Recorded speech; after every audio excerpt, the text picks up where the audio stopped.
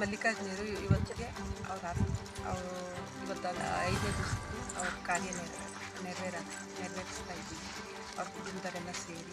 ಆದರೆ ಅವ್ರ ಗುರುವರ್ತನ ಯಾವುದೂ ಸಿಕ್ಕಿಲ್ಲ. ಆದರೆ ಅವ್ರ ಕುಟುಂಬಕ್ಕೆ ಧೈರ್ಯ ತುಂಬುವಂತೂ ಒಂದು ಪ್ರಯತ್ನವೂ ಆಗಿಲ್ಲ. ಇದೇ ನಮ್ಮ ವಿಪರ್ಯಾಸ ಅಂತ ಅಂತ. ಮತ್ತು 3 ವರ್ಷ ಸತತವಾಗಿ ನಿಷ್ಠಾವಾಗಿ ಕೆಲಸ ಮಾಡಿದ್ರೂ ಯಾಕೆ ಅರ್ಥ ಮಾಡ್ಕೊತ ಇಲ್ಲ ಅನ್ನೋದೊಂದು ಗೋರಿಬಿದ್ದೂರಿಂದನೂ ಟಾರ್ಗೆಟ್ಟು. ನಾನು ಯಾವುದು ತಪ್ಪು ಮಾಡಿಲ್ಲ ಅಂತ ಇದ್ದಾರಲ್ಲ, ನಾನು ಎತ್ತಿ ನೋಡ್ತಾ ಇದ್ದೀನಿ. ಎಲ್ಲ ಪತ್ರಿಕೆಗಳು ನಮ್ಮ ಹತ್ರ ಇದ್ದಾವೆ, ಎಲ್ಲ ಡಾಕ್ಯುಮೆಂಟ್ಸು ನಮ್ಮ ಹತ್ರ ಇದ್ದಾವೆ. ಈ ಪತ್ರಿಕೋದ್ಯಮರು ಯಾವುದೇ ಆಗಲಿ ಸುಳ್ಳು ಹಬ್ಬಿಸ್ಬೇಡ್ರಿ ಅಂತ ನಾನು ದಯವಿಟ್ಟು ಕೇಳ್ತಾ ಇದ್ದೀನಿ. ಆಗಲೇ ಮಂಜುನಾಥ್ ತುಮಕೂರಿನವರು ಸುಳ್ಳು ಭ್ರಷ್ಟಾಚಾರದ ಅಡಿಯಲ್ಲಿ ಆಗಲೇ ಅವ್ರ ಮೇಲೆ ಟಾರ್ಗೆಟ್ ಮಾಡಿದ್ರು, ಕೃಷ್ಣಪ್ಪ ಅವ್ರ ಕಡೆಯಿಂದನೇ ಮಾಡಿಸಿದ್ದು ಅನ್ನೋದು ನಮಗೆ ಅರಿವಾಗ್ತೈತೆ. ಕೇಳಿಸ್ಕೊಂಡ್ರಲ್ಲ ಈ ಒಂದು ನೋವಿನ ಮಾತುಗಳು. ಇವರು ಮೊನ್ನೆಯಷ್ಟೇ ನಮ್ಮ ಪಾವಡ ತಾಲೂಕು ಸಮಾಜ ಕಲ್ಯಾಣ ಇಲಾಖಾಧಿಕಾರಿ ಮಲ್ಲಿಕಾರ್ಜುನ ಅವರು ನೇಣು ಬಿಗಿದುಕೊಂಡು ಆತ್ಮಹತ್ಯೆ ಮಾಡಿಕೊಂಡಿದ್ರಲ್ಲ, ಅವರ ಸಹೋದರಿ ನಾಗರತ್ನಮ್ಮ ಅಂತ. ಇವತ್ತು 5ನೇ ದಿನ ಅವರ ಸಮಾಧಿಯ ಮುಂದೆ ಕೂತು ತಮ್ಮ ಕಣ್ಣೀರಿನ ಗೋಳನ್ನು ಹೇಳ್ತಾ ಇದ್ದಾರೆ. ನಮ್ಮಣ್ಣನಿಗೆ ಸಿಗಬೇಕಾದ ಗೌರವ ಸಿಗಲಿಲ್ಲ, ನಮಗೆ ಕೊಡಬೇಕಾದಂಥ ನೈತಿಕ ಬೆಂಬಲ ಯಾರೂ ಕೊಡಲಿಲ್ಲ. ಆದರೆ ಇಲ್ಲಿವರೆಗೂ ಕೃಷ್ಣಪ್ಪನ ವಿರುದ್ಧ ಯಾವುದೇ ಕ್ರಮ ಕೈಗೊಂಡಿಲ್ಲ. ನಮ್ಮಣ್ಣನ ಮೇಲೆ ಟಾರ್ಗೆಟ್ ಮಾಡಿ ನಮ್ಮಣ್ಣ ಆತ್ಮಹತ್ಯೆ ಮಾಡಿಕೊಂಡಿದ್ದಾರೆ ಎಂದು ಅವರು 5 ನಿಮಿಷಗಳ ಕಾಲ ವಿಡಿಯೋ ಮಾಡಿ ಸಾಮಾಜಿಕ ಜಾಲತಾಣಗಳಲ್ಲಿ ನಾಗರತ್ನವರು ಹರಿಯಬಿಟ್ಟಿದ್ದಾರೆ. ಬನ್ನಿ ಹಾಗಾದರೆ ಅವರು ಏನು ಹೇಳಿದ್ದಾರೆ ಅನ್ನೋದನ್ನು ನಾವೀಗ ಕೇಳೋಣ. ನಮಗೆ ಅರಿವಾಗ್ತೈತೆ. ಮತ್ತು ಅವರು 25ಕ್ಕೆ ಕ್ಲೋಸ್ ಮಾಡಿದ್ದು, ಅದಕ್ಕೆ ಸಾಕ್ಷಿ ಆಧಾರದ ಮೇಲೆ ಯಾವುದೂ ಕೊಡದೇ ಇರೋ ಕಾರಣ ಅದು ಜಡ್ಜ್ಮೆಂಟಿಗೆ ಕ್ಲೋಸ್ ಮಾಡಿದ್ರು. ಆದರೆ ಸಮಾಜ ಕಲ್ಯಾಣ ಇಲಾಖೆ ಬೆಂಗಳೂರಿಂದ 15 ದಿವಸದೊಳಗೆ ನಿಮ್ಮ ಪತ್ರಿಕೆ ನಿಮ್ಮ ಡಾಕ್ಯುಮೆಂಟ್ಸ್ ಏನಿದ್ರು ಅದು ಸಲ್ಲಿಸ್ರಿ ಅಂದಾಗ ಕ್ಲಿಯರಾಗಿ ಜಿ ಮಲ್ಲಿಕಾರ್ಜುನ್ ಸಲ್ಲಿಸಿದ್ದಾರೆ. ಅದು ನಮ್ಮ ಹತ್ರ ಐತೆ. ಸಲ್ಲಿಸಿದ ಮೇಲೆ ಅವೆಲ್ಲ ಕ್ಲೋಸ್ ಆದಮೇಲೆ ಮತ್ತೆ ರಿಪೀಟ್ ಮಾಡೋ ಅವಶ್ಯಕತೆ ಏನಿತ್ತು? ಇದು ನನಗೆ ನಂಬರ್ 1 ಪ್ರಶ್ನೆ ಶಿರಾದ್ದು. ಮತ್ತು ಇನ್ನೊಂದು ಏನಪ್ಪ ಅಂತಂದರೆ, ಶಿರಾದಲ್ಲಿ ಫಸ್ಟು ಅಲ್ಲಿಗೆ ಚೆಕಿಂಗ್ ಹೋಗಬೇಕಾಗಿತ್ತು.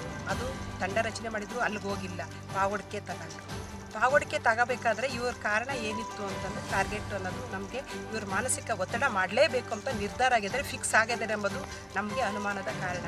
ಇನ್ನೊಂದೇನಪ್ಪ ಅಂದರೆ, ಅನುದಾನ ಬಿಡಬೇಕಾದ್ರೆ 9 ತಾಲೂಕುಗಳಿಗೂ ಇವ್ರಿಗೆ ಅನುದಾನದಲ್ಲಿ ಕಡಿತ ಆಗೈತೆ ಎಂಬುದು ಅದು ಎತ್ತಿ ಕಾಣಿಸ್ತೈತೆ. ಯಾವ್ಯಾವ ಸಮಯದಲ್ಲಿ ಏನೇನು ಮಾಡಿದ್ರು ಎಂಬುದು ಗೊತ್ತಾಗ್ತೈತೆ. ಇವರು 3 ತಿಂಗಳಿಂದ ನಾನು ಯಾವುದೇ ನಾನು ಯಾವುದೇ ಪ್ರಾಬ್ಲಮ್ ಮಾಡಿಲ್ಲ ಅಂತಂದು ಹೇಳ್ತಾ ಇದ್ದಾರೆ. ನಾನು ಯಾವುದು ತಂಡ ರಚನೆ ಮಾಡಿಲ್ಲ, ನನ್ನ ಹೆಡ್ ಆಫೀಸಿಂದನೇ ಬಂದಿರೋದು, ಮೇಲಧಿಕಾರಿಯಿಂದಲೇ ಬಂದಿರೋದು ಅಂತ ಹೇಳ್ತಾ ಇದ್ದಾರೆ. ಶಿರಾದಲ್ಲಿ ಇವ್ರದ್ದೇ ತಂಡ ರಚನೆ ಮಾಡಿದ್ದು ಎಲ್ಲ ಆಗಿದ್ದು ಇವ್ರದ್ದೇ. ಅದು ಮೇಲಾಧಿಕಾರಿಯಿಂದ ಇವರು ಆಗಲೇ ಫೈಲ್ ಕೊಟ್ಟಿದ್ದಾಯಿತು. ಅವ್ರ ಕಡೆಯಿಂದ ಯಾವುದೇ ನಮ್ಗೆ ಅನುಮಾನ ಅಂತೂ ಇಲ್ಲವೇ ಇಲ್ಲ ಅಂತ ನನಗೆ ಎತ್ತಿ ತೋರಿಸ್ತೈತೆ. ಇದೆಲ್ಲ ಆಗ್ತಾ ಇರೋದು ತುಮಕೂರಿಂದನೇ. ಇಷ್ಟೆಲ್ಲ ಆಗಿರಬೇಕಾದ್ರೆ ತುಮಕೂರು ತಂಡದಿಂದ ಒಬ್ಬರಾದರೂ ಯಾರಾದರೂ ಇವ್ರಿಗೆ ಗೌರವ ಸಲ್ಲಿಸಿಲ್ಲ, ಇವ್ರಿಗೆ ಕುಟುಂಬಕ್ಕೆ ಧೈರ್ಯ ತುಂಬುವ ಕೆಲಸ ಒಬ್ಬರು ಮಾಡಿಲ್ಲ. ಇದಕ್ಕೆ ಕಾರಣ ಎತ್ತು ಕಾಣಿಸ್ತೈತೆ. ಯಾಕೆ ಗೊತ್ತಾ? ತಪ್ಪಿರೋರು ಎಲ್ಲಿರ್ತಾರೋ ಅವ್ರಿಗಾಗಲೇ ಅವ್ರಿಗೆ ಎದೆ ಹೊಡೆದಂಗೆ ಅವ್ರಿಗೆ ಗೊತ್ತಾಗ್ತಾ ಇರ್ತೈತೆ. ಅದಕ್ಕೋಸ್ಕರನೇ ಸುಳ್ಳು ಮಾತ್ರ ಆಪಾದನೆ ಮಾಡಬೇಡ್ರಿ. ಜಿಲ್ಲಾ ಪಂಚಾಯತಿಯವರು ಕೃಷ್ಣಪ್ಪರೊಬ್ಬರೇ ಎಲ್ಲ ಬಡತನದಿಂದ ಬಂದಿರೋದು. ಇವರು ಬಡತನದಿಂದ ಬಂದು ಇವತ್ತು ಹಂತವಾಗಿ ಬೆಳೆದಿರೋದು. ಅವ್ರ ಕುಟುಂಬನ ಕೂಡ ಒಂದು ಮೆಟ್ಟಿ ನಿಲ್ಲುವಂಥ ಸ್ಥಿತಿಗೆ ತಂದಿರೋರು. ತಾಯಿನ ಎಷ್ಟು ಇದರಲ್ಲೇ ಅವರು ಸಾಕಿದ್ರಂದರೆ ಅಷ್ಟು ಇದ್ರಲ್ಲಿ ಸಾಕಿದ್ರು. ಒಂದು ನಿಮಿಷ ಕೂಡ ಇರ್ತಿರಲಿಲ್ಲ ಅಂಥ ಸ್ಥಿತಿಯಲ್ಲಿ ಅವ್ರು ಸಾಕಿದ್ದು. ತಾಯಿಗೆ ಕರಳು ಕಿತ್ತು ಬರೋ ಥರ ಐತೆ. ನೀವೇ ನೋಡ್ತಾ ಇದ್ದೀರಾ. ಅಂಥ ಸಂಸ್ಕಾರದಾಗ ಬೆಳೆದಿರೋರು. ಯಾರಿಗೂ ಒಬ್ರಿಗೆ ತೊಂದರೆ ಮಾಡಿರೋರಂತೂ ಅಲ್ಲ. ಮಾಡೋರಾಗಿದ್ದರೆ ಕೃಷ್ಣಪ್ಪನ ಯಾವಾಗೋ ಮಾಡ್ಬೋದಾಗಿತ್ತು. ಅದೆಲ್ಲ ನಮಗೆ ಎತ್ತಿ ಕಾಣಿಸ್ತಾ ಐತೆ.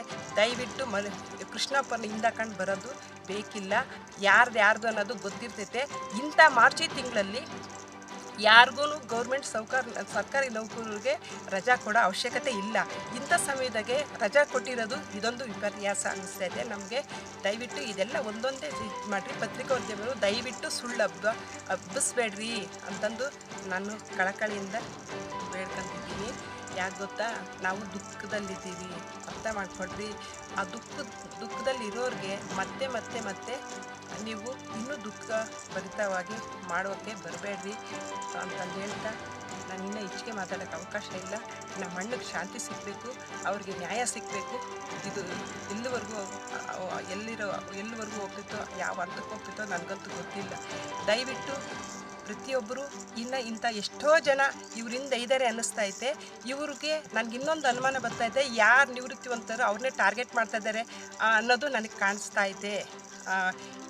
ತುಮಕೂರು ಮಂಜುನಾಥ್ ಅವ್ರನ್ನೂ ಅವ್ರ ಕಡೆ ಅವ್ರಿಗೂ ಕಾನೂನುಬದ್ಧವಾಗಿ ಏನು ಮಾಡಬೇಕು ಅದು ಶಿಕ್ಷೆ ಕೊಡಲೇಬೇಕು ಅನ್ನಿಸ್ತಾ ಇದೆ.